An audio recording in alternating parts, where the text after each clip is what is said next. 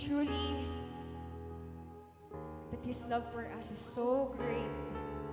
How wide, how deep, how high your love for us, O Jesus. At walang makakapantay dito. Sa kabila ng aming kahinaan, sa kabila ng aming karumihan. Maraming salamat, Jesus, sa iyong pagmamahal.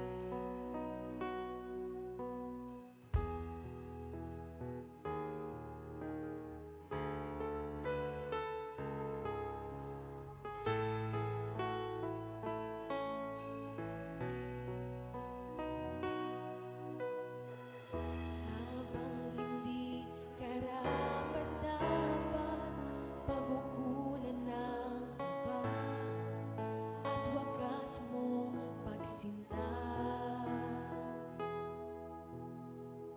Habang walang kakayanan, masuklian ka ng mabuti sa lahat mong ginawa.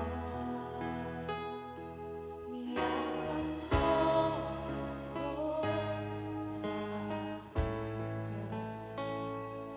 inibig mo ko nang binayang kong dasal.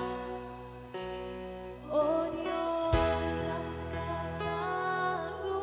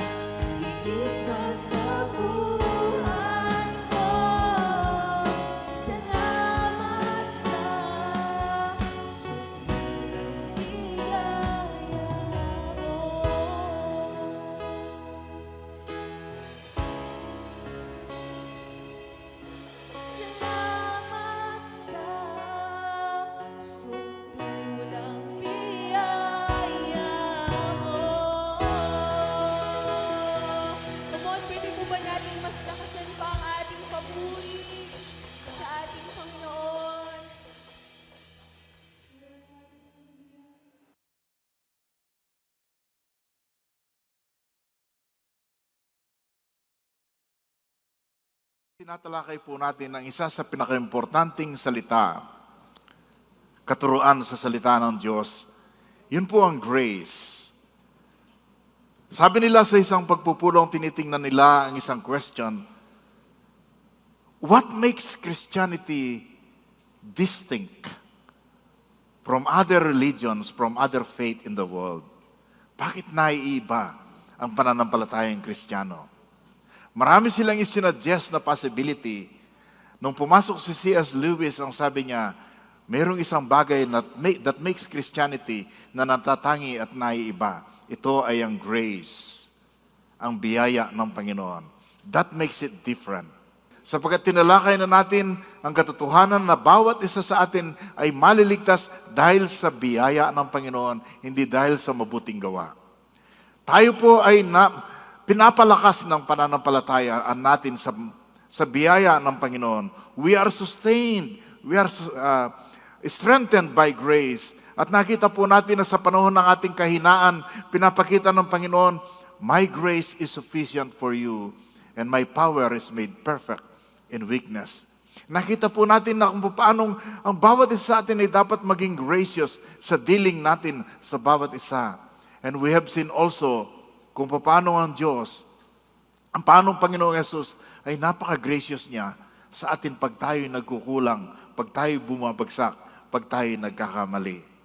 Today, titignan po natin ang isang area ng grace na hindi natin gaanong inaasahan. Na ganito pala ang ating Panginoon. We will look at Hebrews chapter 4, 14 to 16. Hebrews 4, 14 to 16. May I request you to stand up again as we read the Word of God. As we say in the morning, don't worry. Mamaya uupo kayo ng matagal. Baka mainip kayo at hindi tayo kaagad tumatayo. Hebrews 4. Therefore, since we have a great high priest who has ascended into heaven, Jesus the Son of God, let us hold firmly to the faith we profess. For we do not have a high priest who is unable to empathize with our weaknesses, but we have one who has been tempted in every way, just as we are, yet he did not sin. Basahin po natin ang sabay-sabay ito. Let us then approach God's throne of grace with confidence, so that we may receive mercy and find grace to help us in our time of need. Manalangin po tayo. Father, we thank you so much for the power of your word. Na hindi lang ito nagbibigay sa amin ng patnubay. Nagbibigay ito sa amin ng kalakasan, ng dagdag na pag-asa. Hinihiling po namin ng iyong Holy Spirit ang manguna sa akin at sa bawat isa sa amin, upang lalo pong maging magbisa ang iyong salita para sa aming buhay. At kung mayroon, Panginoon, dito na natatangi ang kanyang pangangailangan, katagpuin mo po siya sa pangangailangan ito. Dakilang Diyos, sa bawat tagumpay na ibibigay mo sa amin ngayon, sa bawat kalakasan, sa bawat katugunan sa aming mga dalangin, magiging maingat po kami sa pagbabalik sa inyo ng lahat ng karangalan at kaluwalhatian. In Jesus' name, amen and amen. Please take your seats.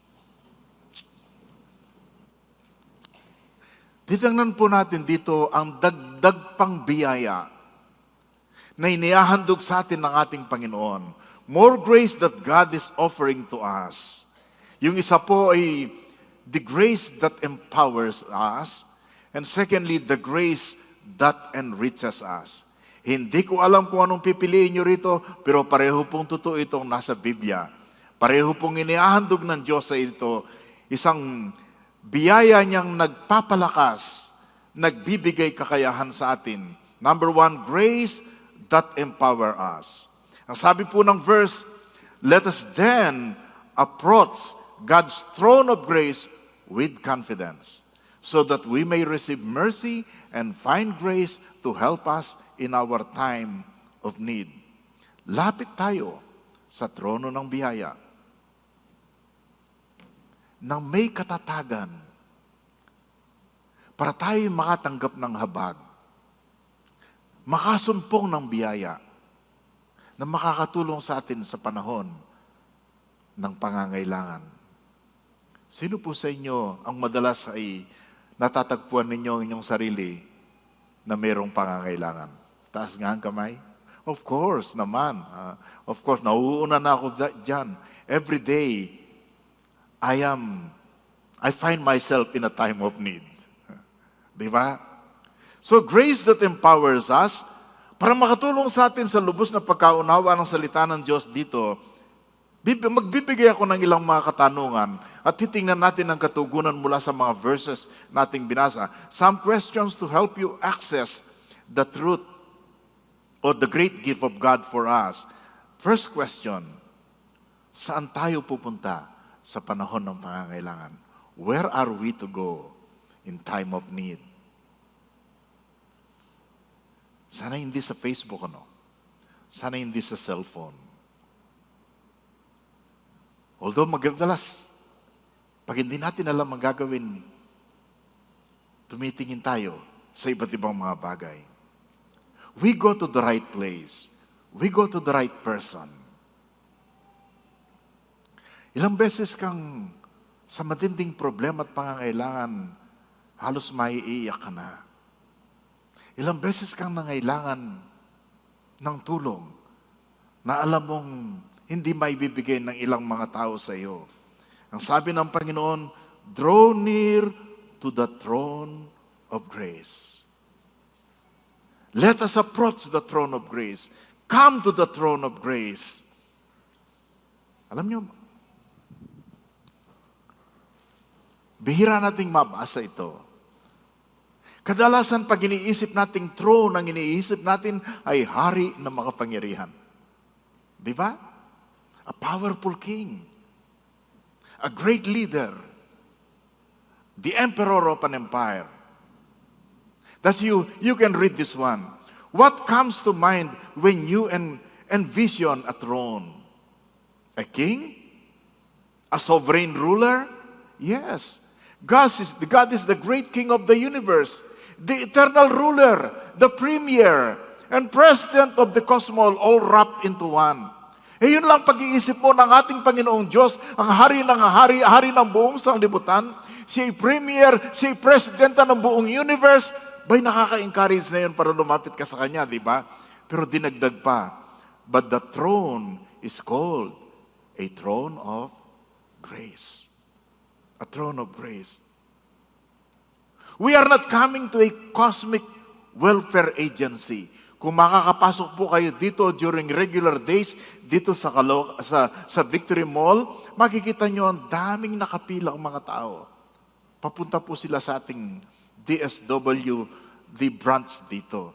Hihingi ng tulong. Ang ating Panginoong Diyos ay hindi Panginoon ng parang isang cosmic, a world social welfare.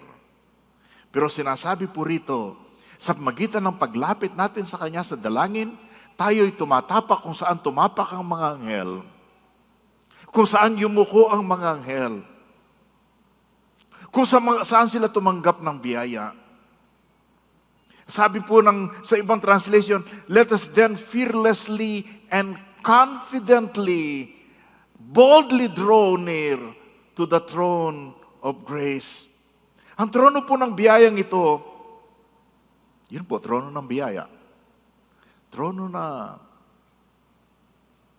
hindi tinitingnan kung gaano kakagaling kahusay, kundi tinitingnan dito, kailangan mo ba yung unmerited, undeserved favor ng ating Panginoon? The throne exists, sabi po natin, the throne exists to shower grace to those who seek it out. The purposes are gracious. The utterances spoken there are gracious. The answer to prayers received there are all of grace. Ang trono ng biyaya ng Diyos ay nandyan para paulanan ka ng iyong pagpapala at ng kanyang biyaya. Ang layunin niya ay puro biyaya. Ang mga salitang ginagamit doon ay mabiyaya. Ang tugon sa mga panalangin natin, it's all about grace. Meaning, paglapit ko sa Diyos, inaasahan ko, kahit hindi ako naging mabuting anak, merong biyayang naghihintay sa akin. That's the meaning of grace, di ba?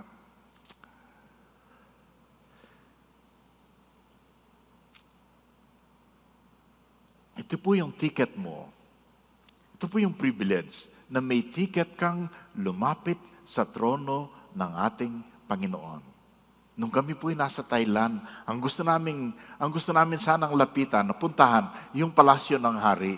Pero ang sabi nila, because puro kami casual, ang sabi nila, hindi ka pwedeng lumapit doon pag hindi ka naka-formal. Wala kaming formal na damit. Hindi kami nakapunta doon. Okay, one of the few things na na-miss namin. Pero remember this, mayroon kang ticket sa paglapit sa trono ng Diyos. Your ticket to this throne is not works, but desperation. God does not want sacrifice or gifts or good intentions. He wants your helplessness in order that the sufficiency of His grace at work on your behalf might be magnified. Ang kailangan lang ng Panginoon, paglalapit ka sa Kanya, hindi yung husay mo, hindi yung galing mo, hindi yung tagumpay mo. Ang kailangan niya, yung desperado ka. Sinasabi mo sa Kanya, Lord, kailangan kita, wala akong magagawa pag wala ka. Pag naririnig ng Panginoon at nakikita ng Panginoon Diyos sa iyon, humanda ka. Mayroong grace na available sa iyo. Second question, how often should we come? Gaano tayo dapat kadalas lumapit sa trono ng biyaya? Yun pong verb na ginamit dito, let us come or approach, let us draw near. There is a sense of an approach that never ends. Nang ibig po sabihin, ang tinutukoy po dito, pwede kang lumapit sa Diyos araw-araw. Pwede kang lumapit sa Panginoon daily, hourly, palagi.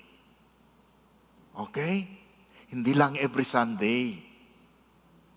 Pag every Sunday, kung minsan masyadong matagal yun. Kung ang natanggap mong grace once a week lang, papayag ka ba? Samantalang available araw-araw, oras-oras.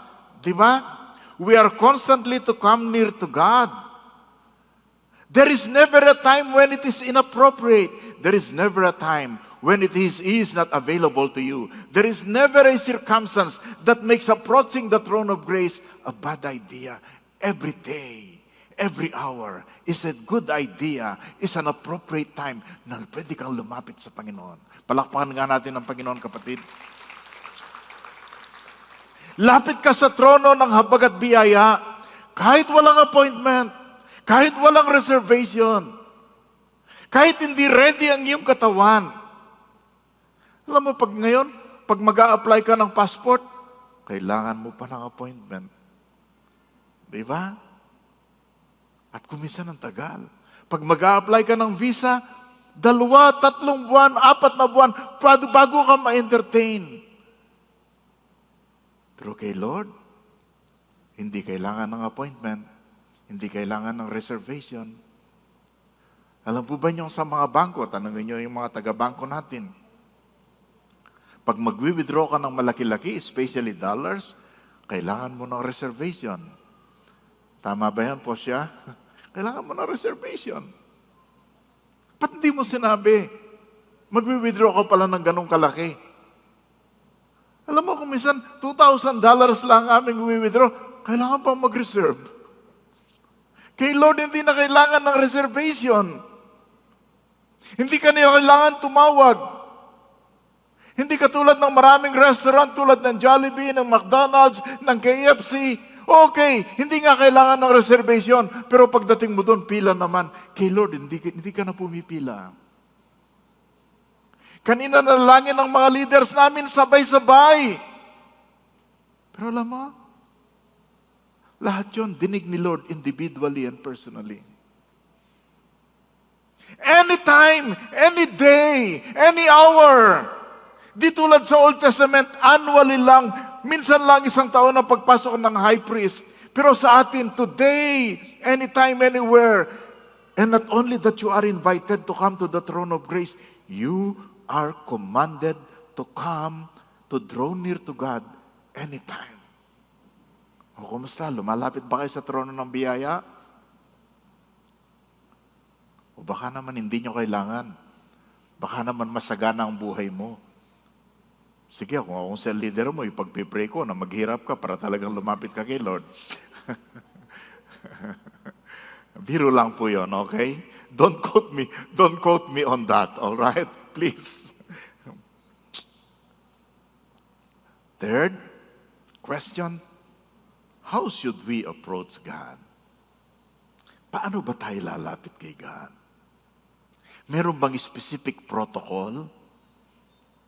Katulad ng pagpupunta ka ng Malacanang, kakausapin mong presidente. Katulad ng sinasabi kong hindi kami nakapunta sa palasyo ng hari sapagkat hindi tama ang aming damit.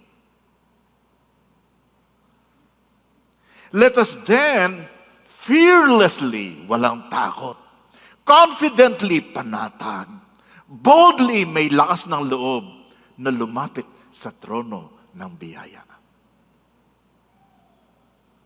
Meron kang right, meron kang access. Nandun ang confidence, nandun ang boldly, fearlessly.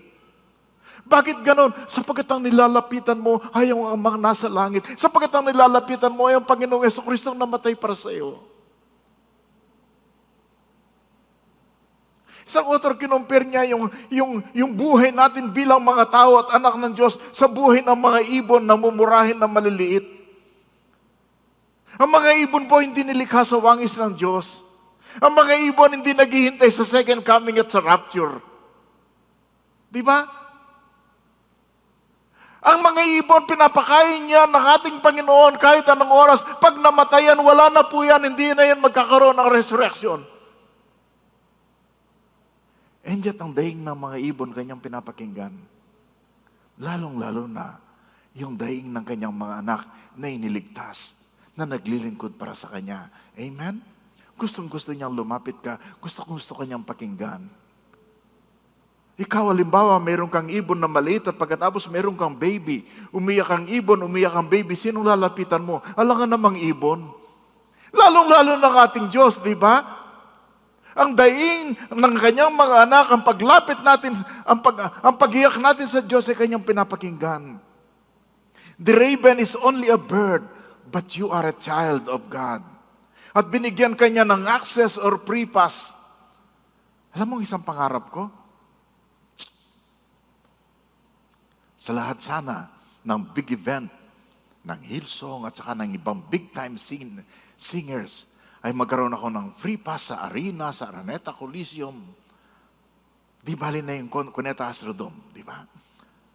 Yung bang free pass, at saka yung pass ko sana, yung allow akong umupo sa harap mismo. Free pass. Do you know, na sa trono ng biyaya ay mayroon kang free pass. You can come anytime right before the throne of the Lord Jesus Christ. Amen? Sino sa inyong natutuwa na meron kang free pass sa ating Panginoon? Na pwede kang lumapit. Alam niyo, yes, sa Pilipinas daw masarap maging seniors kasi ang laki ng discount. Sa pagkain, may 20% discount. Patapos tatanggalin pang IVAT, di ba? Kaya laki, pati sa pagbili ng gamot. At alam mo bang sa ibang lugar na malalaking mga city, mayroong libreng sine every Monday? Kaya ang daming seniors pumupunta doon. Kahit hindi magandang pinanunood, libre naman daw eh. Minsan nga may nakasabay ako, pinuntahan ko. Ako hindi ako libre kasi hindi ako taga Quezon City eh. Sa Valenzuela lang ako malilibre. Abay, pagdating ko doon, iba't ibang tunog. Naghihilik lang palang mga seniors doon at natutulog, di ba? Pero siyempre sa harap ng Panginoon, hindi tayo ganoon eh.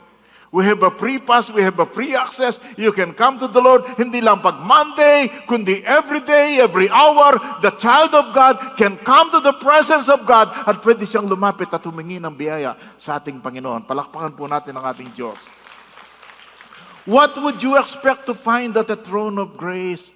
Ano bang pwede mong asahan na matatanggap mo pag lumapit ka sa trono ng biyaya ng ating Panginoon? The throne of God's unmerited favor to us sinners, that we may receive mercy for our failure, find grace to help in good time for every need, appropriate help and well-timed help, coming just when we need it. Meron po akong gustong i-highlight ukol sa Panginoong Yesus. Sapagkat siyang nasa trono ng biyaya. Tinawag siyang Son of God, di ba? Who ascended. Una, yung kanyang capability. may kakayahan ng Diyos na tumulong sa iyo. Kahit 1,000,000, 2,000,000, 5,000,000, 100,000,000, 1 billion na sabay-sabay lumapit sa Panginoon, kayang-kaya ni Lord na tugunin ang iyong lahat ng ating mga kahilingan. Bakit? Si Diyos na nagkatawang tao. He has the capability as the Son of God na binasa natin. Pangalawa, yung compassion. Sapagkat Diyos siyang nagkatawang tao. Nung nandito sa mundo ang ating Panginoon, yung lahat ng pwedeng pagdaanan at danasin ng sino mang nabuhay sa mundo ito, pinagdaanan ng ating Panginoong Jesus. Siya nasubukan, siya ay tinukso.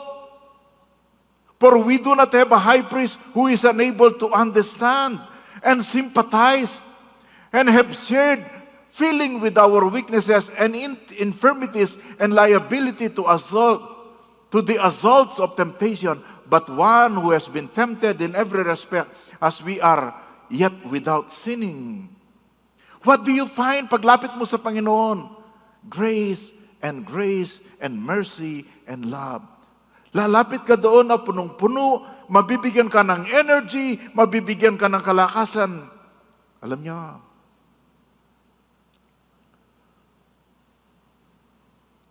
nung nandito ang Panginoong Yesus, lahat ng pwedeng pagsubok at tukso na pagdaanan ng isang tao ay sinagupa ng Panginoong Yesus. Yung rejection sa Kanya, yung galit sa Kanya, yung tangkang pagpatay sa Kanya, yung pagbugbog sa Kanyang katawan, yung hagupit na dinanas Niya, yung talikuran siya ng Kanyang mga disciples, yung kamatayang sinagupa Niya, everything that you had to face as a human being, sinagupa ng ating Panginoon. Kaya ang ating Panginoon, naintindihan ka niya, naunawaan ka niya, alam niya kung anong tuksong pinagdadaanan mo, alam niya kung paano siya makipagsimpatay sa iyo. He understands you. Siya lamang of all people in this world who can say, I feel you. I understand you. I can meet your need. Help me read this one. Jesus, He is touched by the weaknesses of our feeble flesh. Whatever touches us, touches Him. To say, I feel your pain has become a cliche today. But in Jesus' case, it is true. He is moved by our sorrows, aware of our tears, and touched by our failure. He knows that what we're going through. Kaibigan, kahit sinong kaibigan mo, kahit ang parents mo, kahit ang husband mo, kahit ang wife mo, ultimately, hindi talaga nila alam ang pain na daranasin mo. Even though they will tell you, I understand what you feel. The truth is, only Jesus can tell you, I understand. I feel you. I can help you.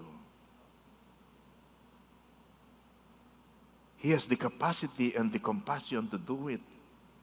Paglapit mo sa Diyos, hindi ka niya i-scold. Sasabihin niya, saan ka ba galing? Bakit ka nagkaganyan? At hindi ka rin niya pinagtatawanan, yan ang napapala ng buhay na malayo sa akin eh.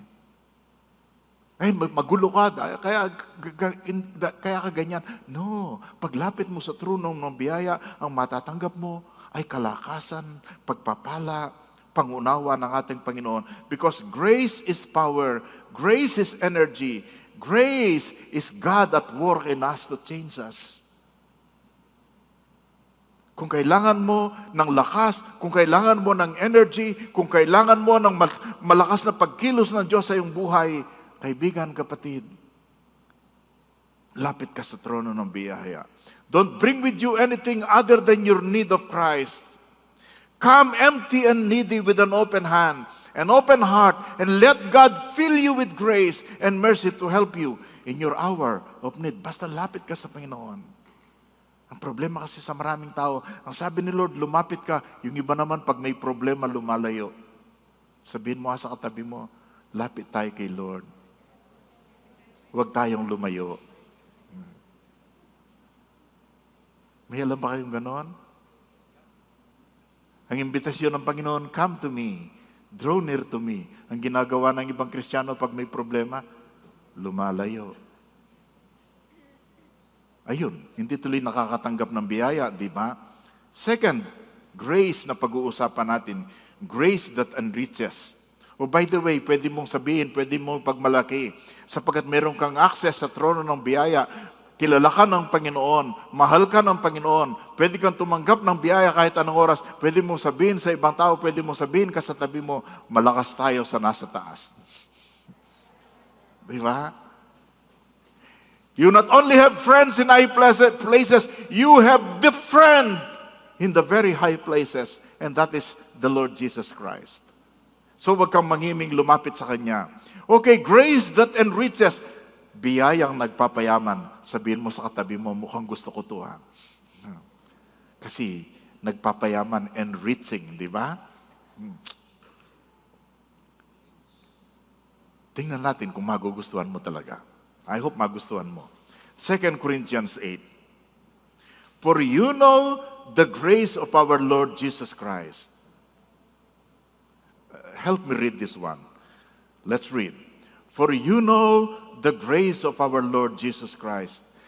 Yet though he was rich, yet for your sake he became poor, so that you through his poverty might become rich.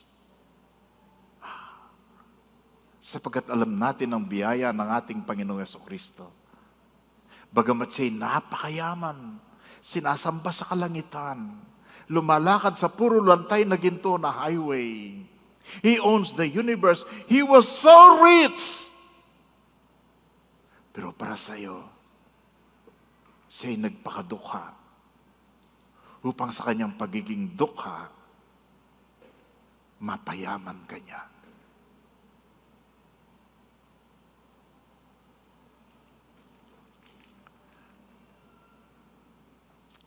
Anong grace ito?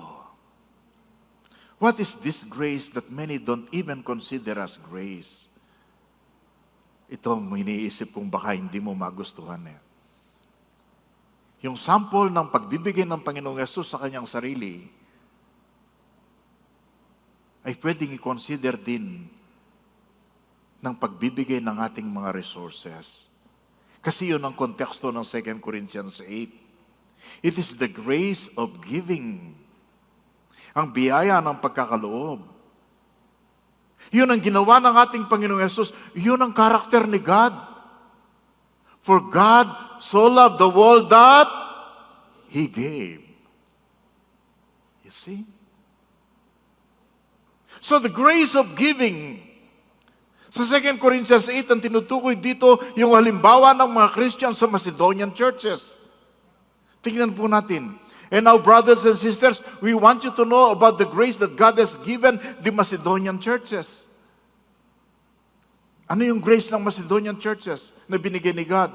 In the midst of a very severe trial, sa gitna ng matinding pagsubok, nagpipray tayo na pwede tayong masubukan, pwedeng bumagyo sa ating buhay, pero sana signal number 1 lang. No? Sa kanila, signal number 5. I wish we can choose the kind of typhoon, the kind of trials that this storm that affects us, no? Sana, sa katabi mo na lang yung signal number 3, sa'yo signal number 1 lang. I wish we can do that. Di ba? Sana hindi natin, naku, hindi mo lang alam ang dinaranas ko, ang pinagdadaanan ko. I wish, yung trial sa buhay ko, yun ang maging trial. Hindi, that's unfair. Wala akong karapatang naisin na yung pagsubok at bagyong dumataan sa akin, ayun ang bagyong dumating sa iyong buhay. Sabi niya, sa gitna ng matinding pagsubok, in the very severe trial, tingnan yung kabaligtaran ng resulta. Their overflowing joy and their extreme poverty, pwede bang magsabay yun? Hindi lang poor, very poor, extreme poverty. Alam nyo, kung ikaw ay bilyonaryo, pagkatapos may nakasabay kang milyonaryo, poor yun. Hindi yun ang tinutukoy dito. Let me tell you a secret. Okay? Atin-atin lang to, huwag niyong kukwento.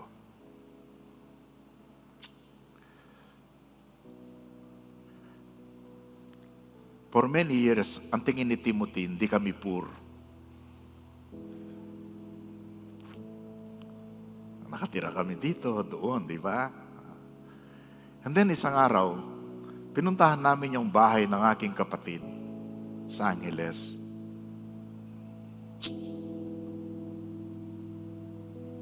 Yung bahay namin, 160 square meters ang lote. Yung bahay ng aking kapatid yata ay 750 square meters. 3 stories, all full air condition, may swimming pool, ang laki ng yard. Pagtingin ni Timothy sa bahay ng kapatid ko, sabi niya, tumingin siya sa akin, poor. Yes, I'm not exaggerating. When Timothy saw the house of my brother and he remembers our house, sabi niya, poor. Hindi po yun ang tinutukoy dito. Pag sinabing rich sa Bible, very rich. Pag sinabing poor, poor talaga. Extreme poverty. Extremely poor. Pero grabe kung magbigay. Paano yon? The grace of giving. The grace of giving.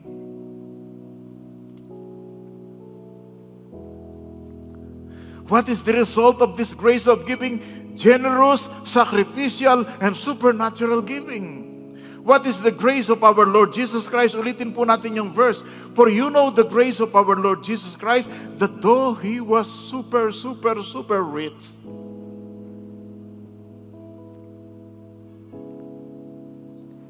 yet for your sake, for my sake, siya'y nagpakadukha. Upang sa kanyang pagiging mahirap or dukha, mapagyaman niya ang bawat isa sa atin.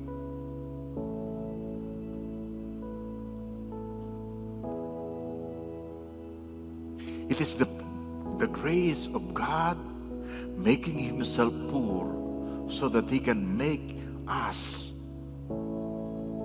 very rich. And what is the result of the grace of Jesus? Of course, by the death of Jesus, we were showered with grace. The gifts of forgiveness, eternal life, daily access into the presence of God, and you have become a child of God. It is all by His grace. Anak ka ni God. Anak ka ng Diyos. Amen? At sapagkat anak ka ng Diyos, tagapagmana ka ng lahat ng kayamanan ng ating Panginoong Jesucristo.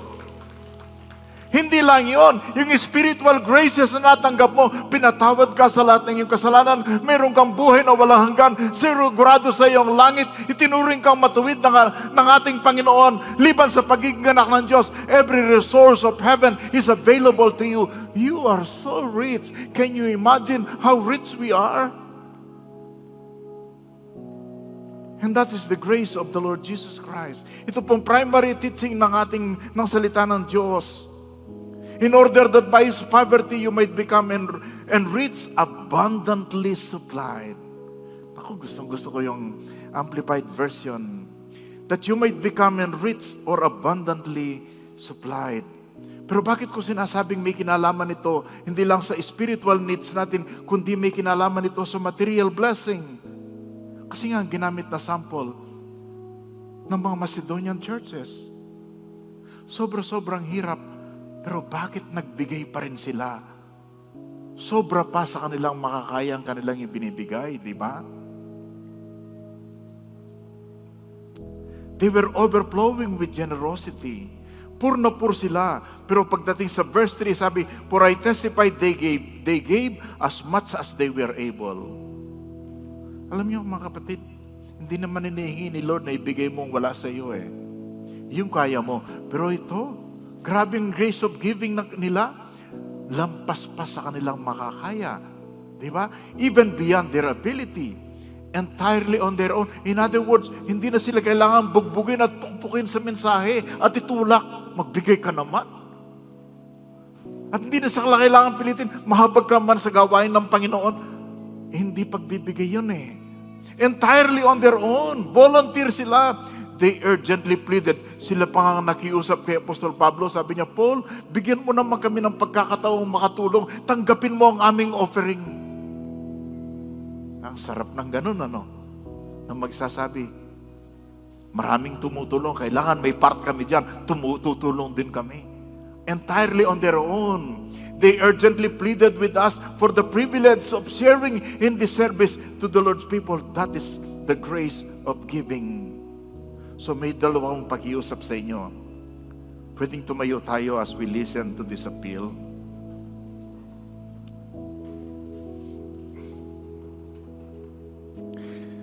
Do you want to receive the grace of material provision? Siguro iniisip mo, Pastor, I am poor. Pero tiyak ko sa iyo, hindi ka extremely poor katulad ng mga taga-Macedonia. Pero they were overflowing with generosity.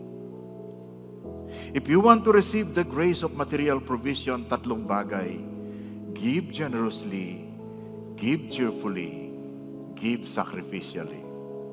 You can start after this message. Ganon talagang principle ng Kingdom of God. When you give, you will receive. Second question, do you need help in any area of your life? Are you in need?